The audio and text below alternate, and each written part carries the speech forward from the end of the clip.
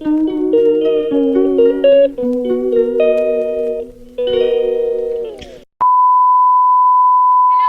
कैसे हैं आप सब। मैं उम्मीद करती हूँ आप सब बहुत ही अच्छे होंगे, स्वस्थ होंगे, मजे में होंगे। तो आज के व्लॉग में मम्मी बनाने वाली है गाजर का हलवा और मैं करने वाली हूँ उनकी हेल्प। तो मेरे ये व्लॉग देखना मत भूलिएगा। तो चलिए चलते हैं आगे। दोस्तों, आज कुछ खास होने वाला है। ठंड का मौसम है और गाजर का हलवा ना बने ऐसा हो सकता है भला, लेकिन आज हम बाहर से कुछ नहीं लाएंगे। आज हम पहले घर पर शुद्ध मावा यानी कि खोया निकालेंगे और फिर बनाएंगे बिल्कुल मार्केट जैसा हलवा। तो सबसे पहले शुरुआत करते हैं मावे से। मैंने लिया है यहाँ पे 2 से 2.5 लीटर दूध, फुल क्रीम दूध। इसे धीरे धीरे चलाते रहना है। थोड़ा मेहनत का काम है, लेकिन जो खुशबू आ रही है ना अभी, वो बाजार के मावे में कहाँ। चलो अब एक टिप दे देती हूँ, ध्यान रखें कि मावा नीचे से ना जले वरना हलवे का टेस्ट खराब हो जाए। दूध को धीरे धीरे ही चलाना है, जिससे मावा भी अच्छा निकलेगा। और देखो, मेहनत तो लगेगी ही, वो तो ऑब्वियस है।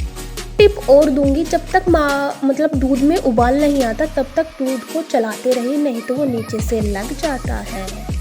और अब देखिए, देखते ही देखते जो दूध है वो गाढ़ा होना शुरू हो गया। मतलब ये अब उस स्टेज पे आ गया है जहाँ पे मावा निकलना शुरू हो जाता है, जैसे कि आप लोग देख ही पा रहे होंगे वीडियो में। तो देखिए गाइस, कंसिस्टेंसी जो है थिक होती जा रही है और यहाँ पे मावा निकल चुका है। यहाँ पे मम्मी कर रही है मावे को ठंडा, क्योंकि ठंडा करने के बाद ही मावे को हल्दी में डालना होता है। और दूसरी तरफ मावा तो रेडी हो चुका था, लेकिन अब बारी थी असली कसरत की, गाजर घिसना। मैंने यहाँ पर 3.5 किलो के आसपास मीठी गाजर ली है। चलो जल्दी से इसे फिनिश करते हैं। जैसे कि आप लोग देख ही पा रहे हो, मैं यहाँ पर हूँ किचन में और यहाँ पर मैंने जो कुकर गैस पे रखा हुआ है उसमें मैंने गाजर आधी तो उबालने के लिए रख दी थी। गाजर मतलब जो हलवे वाली गाजर होती है वो अलग आती है, और मैंने उनको काट के छील कर उबालने के लिए रख दिया था, ताकि काम थोड़ा सा जल्दी हो जाए।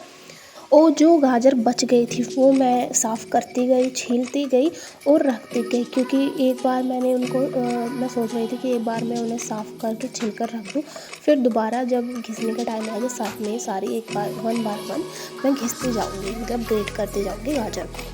मैंने यहाँ पर गाजर मतलब मम्मी के हिसाब से मैंने यहाँ पर दोनों तरीके से पहले गाजर तो उबालने रख दी थी, और उसके बाद यहाँ पर मैंने घिस कर भी, क्योंकि टाइम को बचाना भी तो ज़रूरी था ना, क्योंकि फिर दोनों एक बार उबलती फिर वो दूसरी बार उबलने रखते तो टाइम बहुत ज़्यादा निकल जाता और रात का टाइम हो रहा। तो चलिए अभी मैं आपको एक बात बताती हूँ कि हम हलवा कैसे बनाते हैं। मतलब हम ऐसे नहीं बनाते जैसे यूट्यूब पर वीडियोस में दिखाया जाता है कि गाजर घिसने के बाद उन्हें दूध में पकाना होता है और फिर जब वो पक जाए उसमें देसी घी डालकर उसको फिर उसमें पकाना होता है।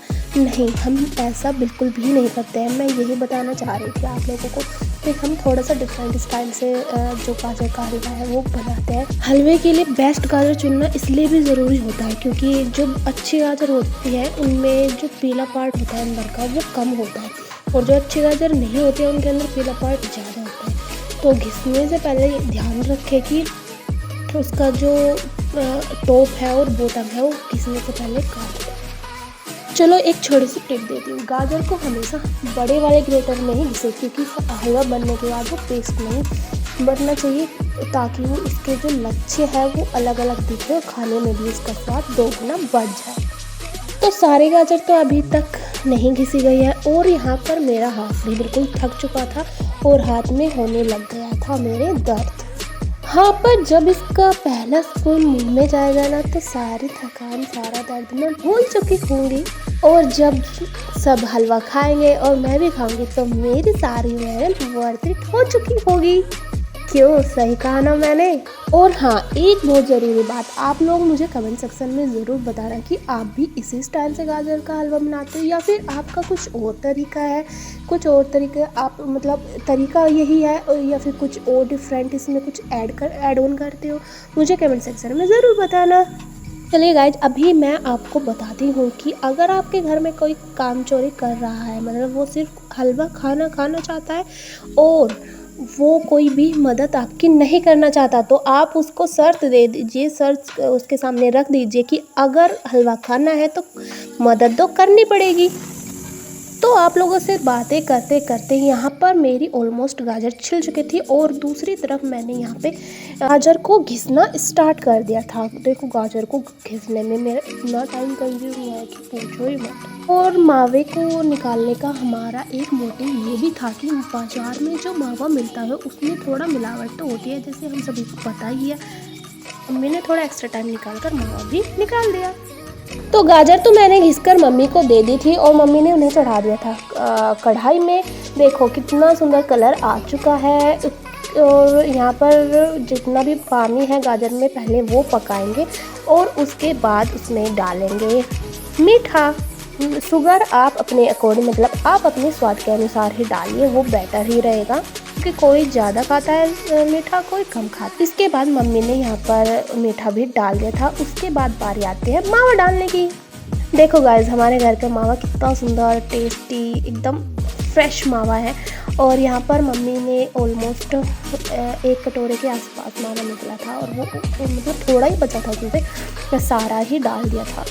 और हाँ एक टिप और, वो तो मैं बताना भूल ही गई थी। जब भी आपका गाजर का मतलब गाजर रेडी हो जाए, मतलब मावा मिलाने का टाइम आ चुका हो, तो गाजर जब आपकी 60% गर्म होनी चाहिए और 40% ठंडी होनी चाहिए, आपको समझ में आ गया होगा।